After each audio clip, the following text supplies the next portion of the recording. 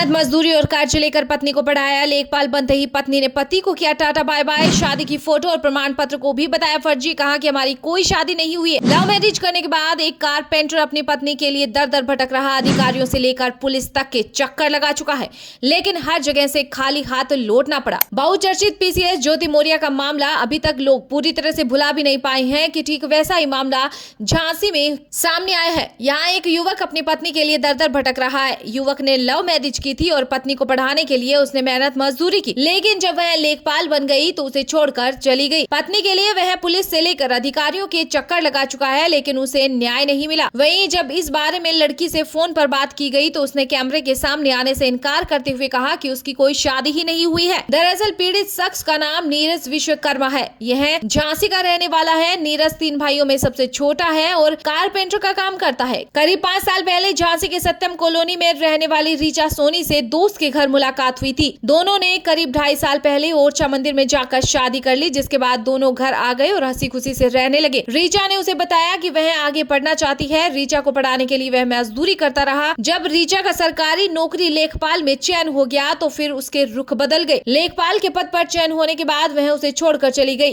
तब से लेकर अब तक वह लौटकर घर नहीं आई है। अपनी पत्नी को पाने के लिए युवक अधिकारी से लेकर पुलिस तक के चक्कर लगा चुका है, लेकिन पत्नी नहीं मिली। यहाँ तक कि जब उसे पता चला कि उसकी पत्नी को कलेक्ट्रेट में नियुक्ति पत्र मिल रहा है तो वह उसकी एक झलक पाने के लिए वहां भी पहुंच गया, लेकिन वहां भी खाली हाथ ही लौटना पड़ा। वह नियुक्ति पत्र लेकर छिपते हुए निकल गई, लेकिन उससे मुलाकात नहीं की। नीरज ने बताया कि मैं 18 जनवरी से परेशान हूँ। मेरी धर्म पत्नी रीचा सोनी, जो कि एक लेखपाल बन गई है, इसलिए मुझे छोड़कर चली गई है, जिस कारण मैं दर दर भटक रहा हूँ। मैं अपनी पत्नी के लिए हर जगह जा चुका हूँ, लेकिन पत्नी कहीं नहीं मिल रही है। नीरज ने बताया कि 5-6 साल पहले उसकी रीचा से उस समय मुलाकात हुई थी जब वह छोटे छोटे बच्चों को पढ़ाती थी। यह मुलाकात दोस्ती में बदल गई। करीब 6 महीने बाद यह दोस्ती कब प्यार में बदल गई पता ही नहीं चला। प्यार होने के बाद दोनों ने अपनी मर्जी से ओरछा मंदिर में जाकर शादी कर ली। शादी करने के बाद दोनों हंसी खुशी रहने लगे थे। जनवरी महीने में रीचा का लेखपाल पद पर चयन हो गया। लेखपाल के पद पर चयन होने के बाद वह 18 जनवरी को उसे छोड़कर चली गई। इसके बाद उसने उससे मुलाकात नहीं की। एक बार कोतवाली में मिली थी, जब यह कहने लगी